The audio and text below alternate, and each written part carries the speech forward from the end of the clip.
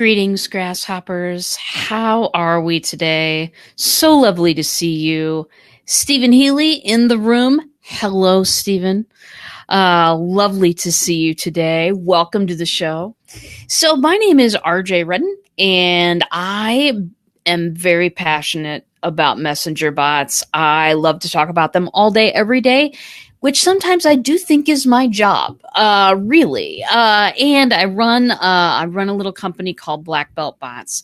So that's me, who I am. If you're watching me through any other page but the Black Belt Bot page, I urge you to go up to the post, to the original post. I've got a link right there, the first thing to click to come over onto my page, because you'll be able to comment from there and I will see it and be able to respond to questions. Also, just as the sign says, if you type live in the comments, then you will be subscribed to my reminder bot, which will come and in through you to Spinning Dragon. She's a messenger and she'll alert you that there is, a show coming up and give you a little link to it. So just for convenience sake, never miss another episode if you don't want to. And let's dive into the topic right now. Now, if you have any questions about repurposing content inside the chatbot, let me know in the comments and I will do my best to get to that. All right. So how and what to repurpose in the bot? Now, the reason that I'm having this particular conversation today is because I talk to a lot of clients who will say to me, do I have to create something from scratch? Do I have to make it all happen by myself? Nope.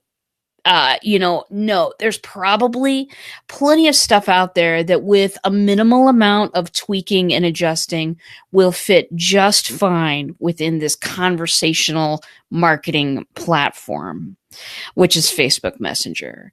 So you don't have to start from scratch. There are some things to remember though, because you're working on somebody, you're working in somebody else's house and they get to make the rules.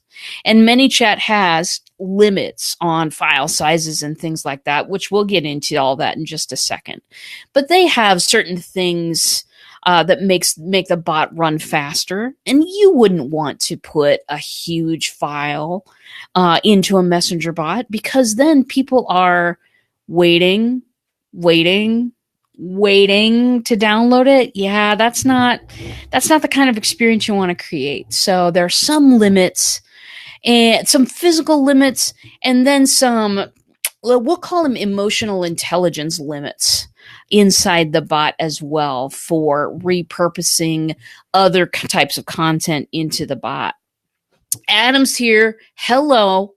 Good to see you, my friend. I'm glad you stopped by today. Talking about repurposing content that you've written and shot video for and audio for out there elsewhere on the internet that you can repurpose inside a chatbot. So let's talk first about all of the different kinds of things that you can put in a chatbot. This is important. This is a big list. Okay. We've got video. We've got, which is, regular video, right? We've also got GIFs, which are those little 3-second videos that people will often put as a reaction to something or an expression of something, just little tiny video comments, basically. That's what GIFs are. Images, always use images in bots. Use them liberally, my friend. These will earn you a smile or two, and they are indispensable for breaking up walls of text. You can also put PDFs in there. If you're a coach, for instance, and you've created a PDF for some kind of a free workshop or a webinar or something like that, 10 tips to digital greatness or, whatever you want to put in there. Those are just fine to recycle in a bot. Those are great stuff. Other things you can put in there, Bitmoji. is an image type. Bitmoji, if you don't know, is creating a little avatar, a cartoon avatar of yourself. And then the Bitmoji people put that avatar in a number of cartoon situations, which are pretty funny, actually. And I love them and use them liberally in bots all the time. You can also repurpose emails and blog posts. We'll get to why that's difficult a little bit later on, but they can be repurposed. And then audio. Audio repurposed in a bot is a beautiful thing. Listen, if you can get people addicted to the sound of your voice, you've done well, Grasshopper. And so audio is totally cool to put in your bot as well. Some people, a lot of people, and this is a great thing, use bots for education. They want to kind of create a little drip system of learning, which is great because that's how people learn, right? People don't have a huge bandwidth of now I'm going to learn something. Even college students, which I have the pleasure of teaching every fall, and believe me, they don't have that much bandwidth. Everybody has about a shot glass worth of bandwidth today. And so feeding people educational content in a drip format is an absolutely wonderful thing to do. But all of this content that you've created and put out there, we need to take a good hard look at it, see if it fits within the physical requirements of what ManyChat needs, and see if it fits in within kind of the emotional intelligence requirements that we need to be able to communicate a message to one another. So very good. So that's all the kinds of things that you can repurpose inside a bot, which are great things. Audio and bots, keep your bot talking. You know what surprises people so much? I'm going to put this down a little bit because I realize that the comments are covering me a little bit. You know what surprises people? When you put audio in your bot, when you put the sound of your voice or a video, they don't expect to see humanity within one of these things. They don't expect to see or talk to a human being. And when you put that in there, it puts people at ease a lot of times. So I love nothing more than human interactive elements. And just talking about the whole list of things I just mentioned, I love using a variety of elements. So take little education pieces, for example. I've got one myself, the 7-day free mini course, good stuff. What is really cool is when a course like that's fed out in little shot glasses over a period of a week or 2 weeks or whatever it's supposed to be. When you've got a video in there, rip the audio track off and put the audio track just below it. You know what I mean? Just giving people a choice on how they're consuming your content. As many choices that you can make for them. That's not overwhelming. That's not, you have to choose 6 things right now. But hey, do you want this in this format? Or do you want this in this format? Or would you rather have it in a PDF? Those kinds of things really, given a choice on how to consume information, the reason why this is so special and precious and awesome is because we're never given that choice. Okay, if I want this person's freebie, I have to sign up on their website right now and push the button, and I have to give them my email address, and they're probably going to spam me. So I'm going to give them the junk email address. You know what I'm saying? We approach it with that kind of, I don't want to be spammed at. But when you give people a choice of how they want to consume information, then it's the opposite of spam all of a sudden. Boom. Choices. Yes, my friend Adam. Yes. I feel that we're deeply connected now, Adam. I don't know if you're feeling the same, but it's so nice to see you come on and talk to us about what you know. So awesome. Let me see if I can catch up here. PDFs in there. Yes, my friend. Especially for what I call exercises, small things that people can do to cement a piece of information in their heads. Some lesson that you're trying to teach, remember, shot glass full of information, right? Give them a little exercise and say, hey, try this. This thing's going to take about 10 minutes. I want you to do this and this and this, and then I want you to report back tomorrow what you find. People will actually answer that question. Why? Because you've presented something of value. You've told them it's just going to take 10 minutes here. Try this for yourself. You've not said for $59.99 you can buy my online course. You've said you've given people a piece of it right now in a size that they're able to consume in a place where they're already looking. It's genius. Okay. Very good. So many opportunities. Truth. Very good. Okay, so continue a little bit here. So what to repurpose in your bot? I'm going to talk now about the requirements, the ManyChat requirements, and then the kind of communication requirements for each thing, for each type of thing you can put in your bot. And I'm also going to share with you the tweak factor. The tweak factor is how much do you need to nudge this to be able to repurpose it inside your bot? What are you going to have to do? And then I give the tweak factor. 1 is not very much tweaking, and 5 is, okay, spend the day with this. This will be fine. Okay, so video.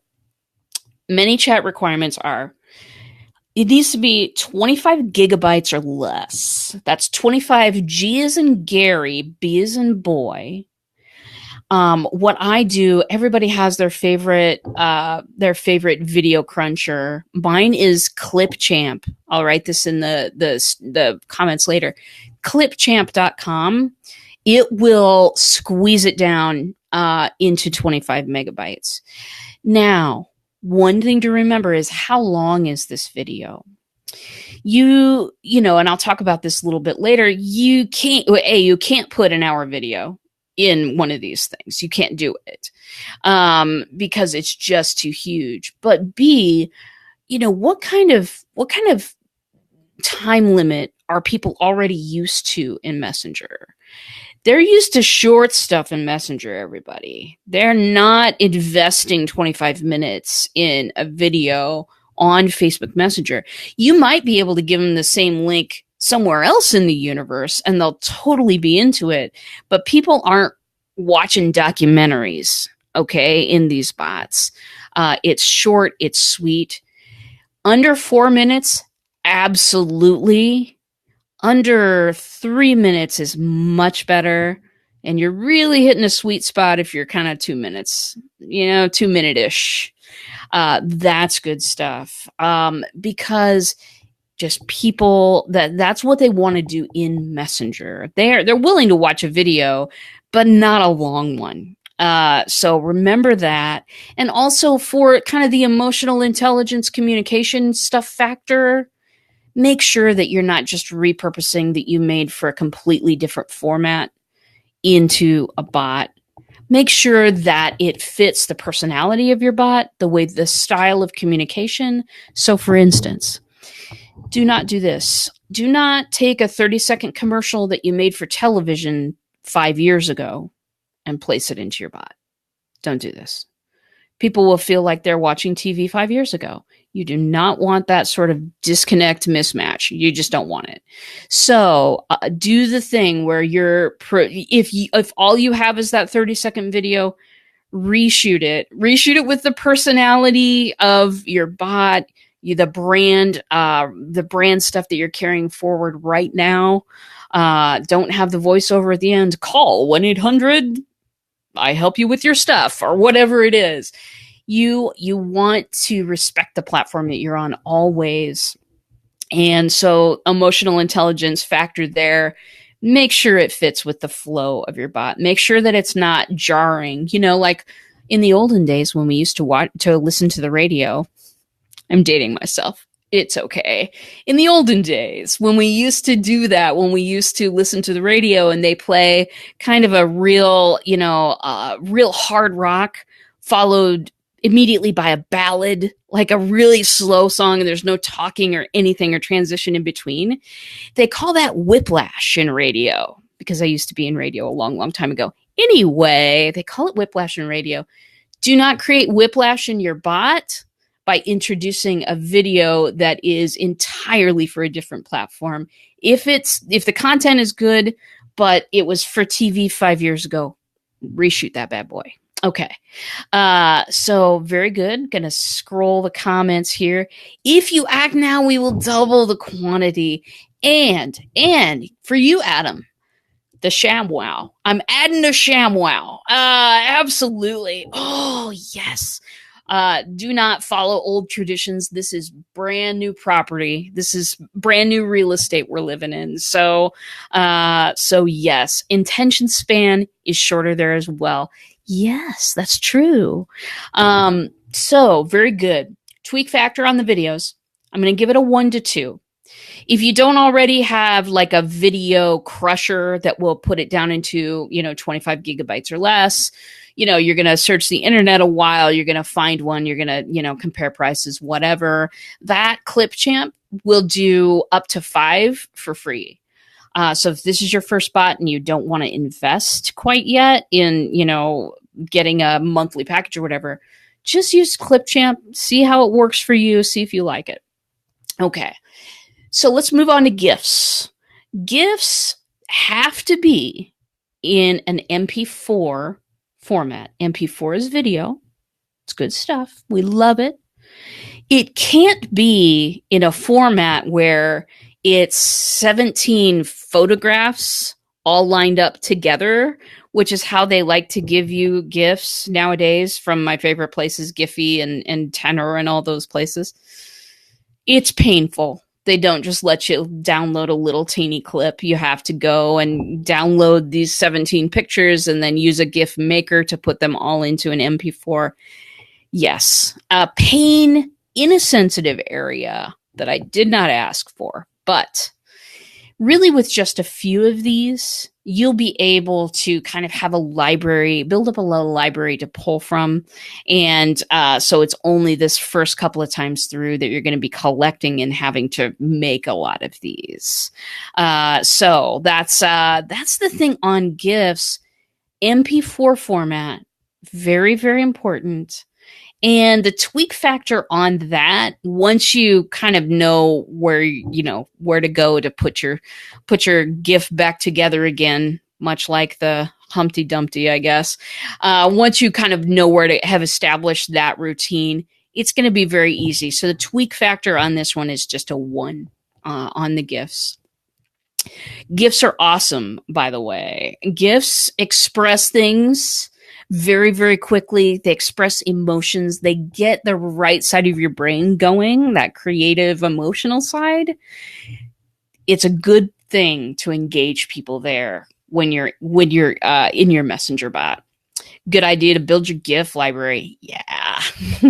Yeah. It's an amazing thing. And someday I'm going to get into animation as well. And then that's going to be a whole nother level of crazy. Very good. Let's move on to images. You want the images in your bot to be horizontal in nature. You want this because you don't know where people are going to be looking at their messenger. They might be on a phone. They might be inside their inbox on Facebook. They might be just on Facebook, but on somebody's wall or somebody's group or something, and the message is popping up in the corner of their screen, and it's kind of a long, skinny message that you scroll through. So many places that you're getting these messages. But what you want to avoid is you want to avoid putting something in there that is going to make them have to scroll up to get the message before. So I designed a bot once and I had a bunch of Bitmojis, photos in there. Those are 300 by 300 square. 300 isn't very much, darlings. It's not that big, but when you put it inside a bot, it is enough to take the text that's above it and push it out of the way. That's something that you don't want. You don't want for a piece of text to be there and then a picture comes in underneath it when they're not done reading yet and it pushes your text off the screen. That's annoyance factor. We don't want annoyance factor. So Horizontal pictures, my friends. Adam says, I began the animation world with Blender. Oh, excellent. I could live there indefinitely. So for now, I leave it to graphics people. Yes, I have that problem with computers as well, especially fun things where I get to create a whole world. That's a whole different show. Very good. So on the images, you want horizontal, and you really want 950 by 400. That's kind of a good resolution that works across all types of screens and devices. So that's something I'll write in the comments as well for you. In fact, I'll just take a picture of these notes that I'm going from right here, and you can use that at will. So you also want minimal words on your image, if anything, any words at all on your image. Your image should help tell a visual story. It should not be death by PowerPoint. Having lots of teeny, text blocks that have little writing in them, you don't want that at all. Because here it is, when people get to that thing on their phones, they're not going to try to expand it. They're just going to skip right over it. So don't let the images tell the visual story. Let your words tell the rest of the story. Make those things complement each other. Tiny writing on an image, lots of writing on an image. Avoid this at all costs. Do it for me. Okay, very good. Tweak factor on images, 1 to 2. Depends. Do you already know how to kind of generate your own images, or do you hire somebody to do that? In that case, it's going to be more the 1. But if you are just learning to make your own stuff and you're not sure quite what looks right yet, it's going to take you a bit longer to tweak your images. Totally understand. I was there once myself. Okay, moving to PDFs. What do you hold, please? Reading comments. What do you think about colors and images in bots? Too many colors, too distracting. I'll tell you, I haven't run into that yet, Adam. And I go and test. I go and sign up for bots on bots.co or whatever that website is. I can't quite remember it right now. I go and test different bots all the time because I want to know what's happening in my industry. Obviously, all that kind of stuff, right? I've never run into something that was so visually loud in a chatbot that I was just like, I don't want to read this anymore. I have, however, run into this. I have run into people who use so many emojis that it looks like a ransom note. And then I'm out. Dude, I'm all about those emojis. I love them. They're great. When they outnumber your words by a factor of about 5, you've got a sickness, and it's just time to stop. I have run into insane amounts of emojis in bots, and it's tough to read through. And if I'm not getting value out of your bot and you present me with something like that, I'm going to totally unsubscribe. So guess if you have a good graphics designer, then it's all good. It's all good. If you have one of those people to run things by, yes, thumbs up to that. I sort of am my own graphic designer, but I also have things that I'm like, I'm not sure on this. I'm going to run it through by a couple peeps. I have peeps. Kim Boltzmann's in the audience. She knows what I'm talking about. Anyway, so here we go. Oh, emoticon crazy. If it looks like a ransom note, put the keyboard down. Okay, so to PDFs now. There is one thing to remember about PDFs, and most of the time, most PDFs will just go right in. They'll just upload that file. It'll be really pretty for you, except in one circumstance. And in this one circumstance, it's going to look fine on your end, but when the people get it, it's going to look schmooped up. And that is if you have any punctuation in your file name. pretty PDF. Found this out the hard way. Had a client upload a PDF and she just could not get it to come out right. Every time she sent it to herself a number of times. She sent it to me. She's like, why is this file name gobbledygook? And I was desperately trying to find out why that file name might be gobbledygook. Finally, I found it out. She had an apostrophe in one of the titles. And for some reason, that translates the title into gobbledygook. So do this. Load those PDFs like there's no tomorrow. You can do big ones too. I think up to anything up to 25 megs will work. But check the title. Make sure it has no punctuation in it. You will thank me later. I have peeps. Yes, I do have peeps. And it is awesome, my friend. Okay, so PDFs. Moving on to Bitmoji. Bitmoji are those little cartoon characters that I was kind of talking about. If you have, and those will fit in anytime, anywhere. I use Bitmoji liberally. I use them. I will take them and place them on a 950 by 400 background so that they're, placed in a horizontal background. I'll do that. But man, I use those things all over the place. And I will tell you a story that is a small bit embarrassing. Are you seated? So forever and a half, my Bitmoji, and I have like 600 of these that I've downloaded and kept on my computer. Forever and a half, mine had a green shirt, some dark green shorts, some sandals, and a backpack. I picked the only one with a backpack because I used to have that thing on all the time. I loved that Bitmoji. And then one day I logged into Bitmoji to see, every Thursday or Friday, they've got some new stuff. I logged in and they put me in some sort of a sweater with a little cowl on it and some jewelry and some weird pants that I would never wear.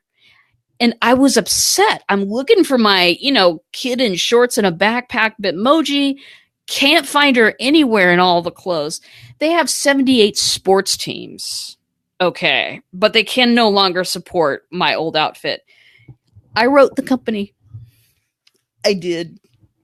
I wrote them and I said, man, I use this stuff for my branding all the time. Is there any way that I can use an appropriately dressed RJ? And they were like, no, you have to pick something new. We've retired that. I'm like, okay. Whatever, man. Anyway, that was a little embarrassing. I realize that shouldn't have shaken me up so much, but I get frustrated about the weirdest things. Anyway, apostrophe madness. In the database world, it's all about escaping and replacing those. Absolutely. And normal biz owners will never think of that as a potential problem. I remember the days when you couldn't have any punctuation in a file name.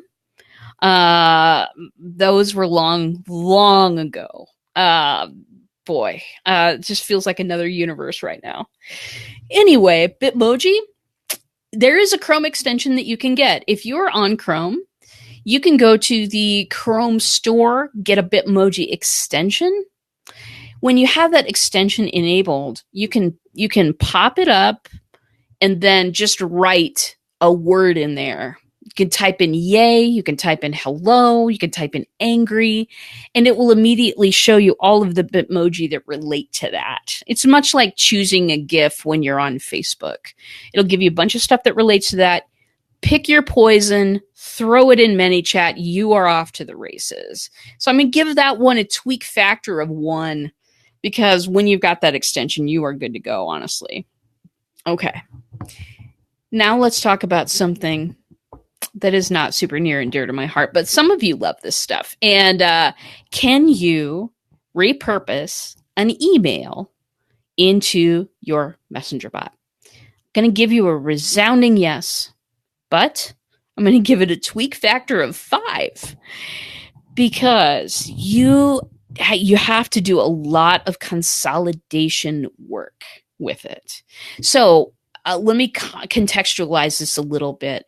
Most small biz owners have, or some of them have, kind of an onboarding sequence. I used to have it for mine. When you signed up for my live streams on a program called Crowdcast, this was a while ago, you got invited. You got an invitation to my email list. If you joined from there, then you would get 5 messages within 5 days. They'd come once a day to your email, and it kind of introduced all of the different things that I was doing and invited people to my community and invited people to, take this free workshop over here, all of those kinds of things. Those onboarding sequences are cool, and you can repurpose them into your bot, but it has to be with a different mindset. If you copy an entire email into one of these things and then send it out to people, it's a huge turnoff. It's a huge turnoff to see a wall of text, and it's a huge turnoff to see something that sounds like it was written for somewhere else. So do me this favor. If you're in that situation and you've got an email train that you want to turn into like a little mini course or a little boot camp or something like that, where you want to kind of take the emails and chop them into something that's appropriate for Messenger, do me this favor. Grab your Post-it notes, your friendly Post-it notes. I know you've got some.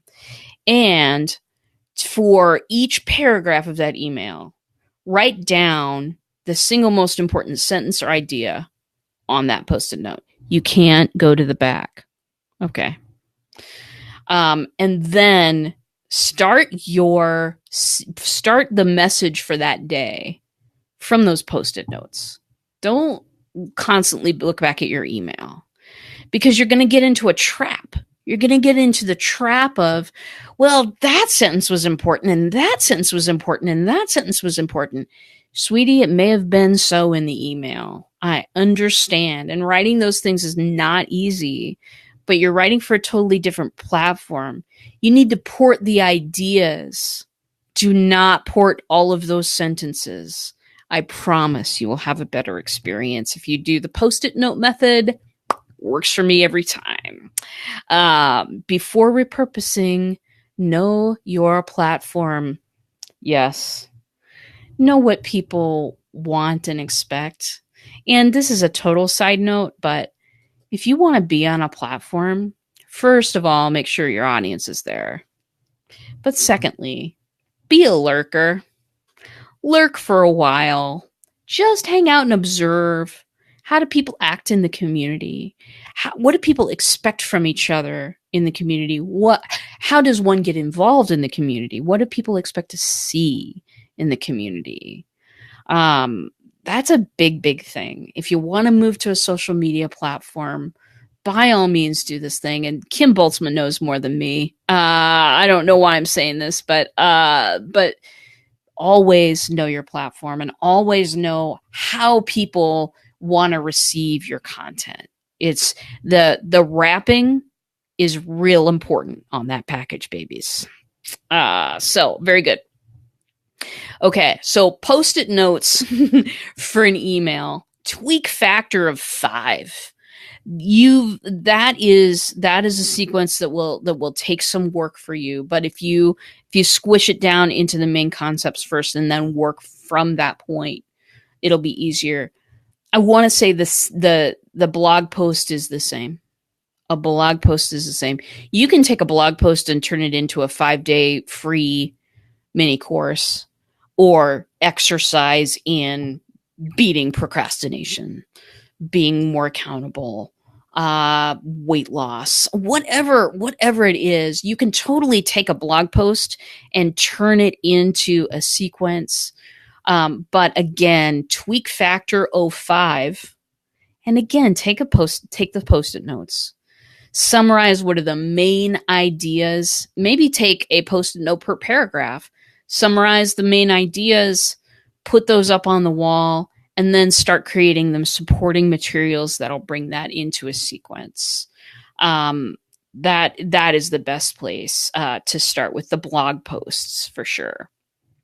Okay, perfection. Now, let's talk about some best practices with this.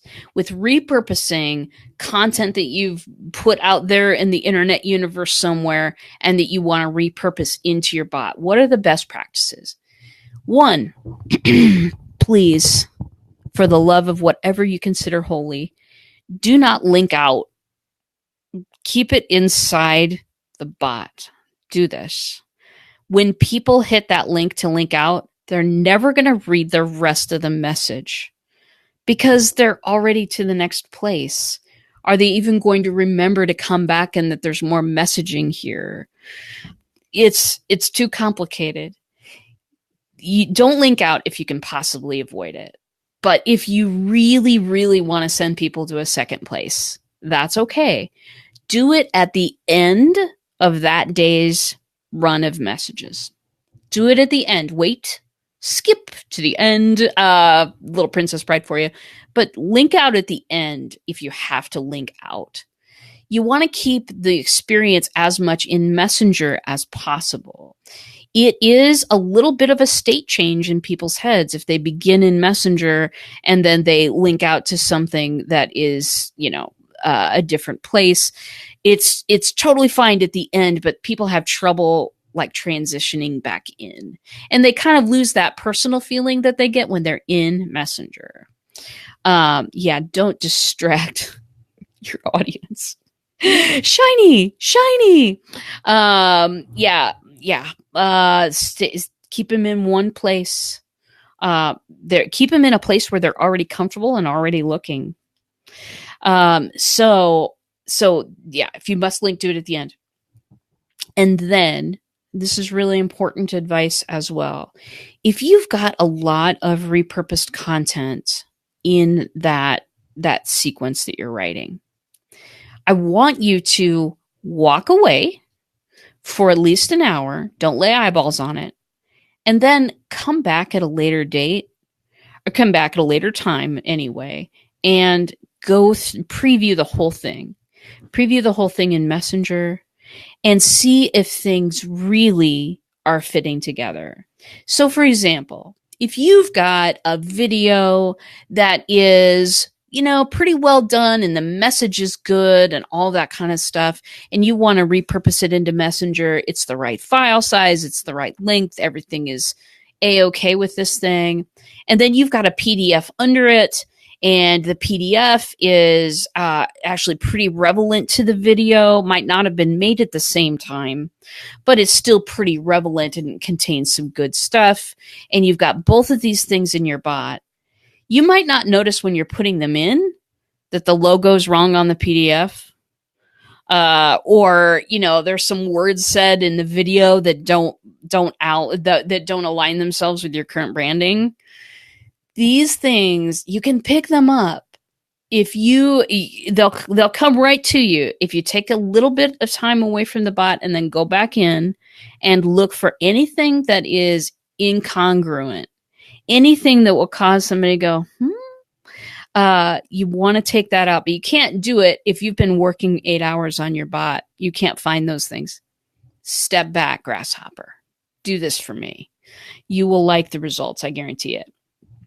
Okay, very good. So go give it a once over. Go one more time with it. It's worth your while. And honestly, here's what I found out. When I was building bots for the first time, I would be like, I would spend hours on a sequence. And then I'd go to hit preview and run it, and it would take under 5 minutes. And I'd be like, what am I doing with my life? Reconsiders life choices. But honestly, that's about how long that stuff needs to be run. And if you're taking that amount of care, it's good. So step away, roll through that bad boy one more time, pick up anything that may be not very congruent or not, doesn't match well with the rest of the elements that you've put in there. If you're able to do all of these things, then you don't have to start from scratch when you write your bot. Maybe you want to start from scratch. Maybe that's totally a blank canvas is your thing. That's awesome, and I love it. But most people are going to want to reuse something. Reuse it well. reuse it well, and it'll serve you well. Don't just hodgepodge stuff in and go, well, it's fine. Don't do that, because you're not going to like your return on your time investment on that thing. Keep it simple. Yes. Do keep it as simple as you can. First sequences, always make it as simple as possible. I will tell you a story about me building bots about a year ago. I did all like 7-day sequences that had additional lessons to learn, additional optional lessons to learn at each of the end. I'm a teacher. It's who I am. But what I found out was that that kind of stuff is not needed for everybody. Sometimes people appreciate a little bit of simplicity and a little bit of clarity. The more you put in, the more moving parts you have, the more that something could be a little bit off or be wrong. Try to keep it simple, especially if it's your first one, because things can get convoluted very quickly. So very good. What a great show today, you guys. I want to thank you for joining me. I love this show. I love the bot signal. It makes me happy, to do this show. I'm going to take a picture of my notes today so that you can kind of have that if you are writing a bot and need a little bit of a reference of, how and what to repurpose in your bot. I would love to provide that for you. One thing I do want to hit on a little bit is you may have joined the show thinking I was going to talk about like repurposing your live streams and stuff like that. Quick shout out to repurposed.io. Love those people. Currently, they're turning all of my things into things that are viewed many more times than I could do alone. Or I could do it, but it would take lots of hours. So if you were looking for that tip, there it is, repurposed.io. Check them out. Check them out if you produce content and want to port it from one stage to another when appropriate. So very good. Thank you, Adam. Thank you for joining me. So glad to see you today. Next week, I'm going to be on as scheduled. I'm going to be Tuesday and Thursdaying. I haven't talked to Stephen yet, but it's quite possible we'll be doing our Wednesday show as well, even though it's the 4th, because it's not the 4th all over the world. But we haven't talked about it yet, so I'll keep you posted. Time is 1 p.m. Central, right here on the Black Belt Bots page. And yeah, that's all I've got for today. Thanks for joining me, and I will see you in a bot.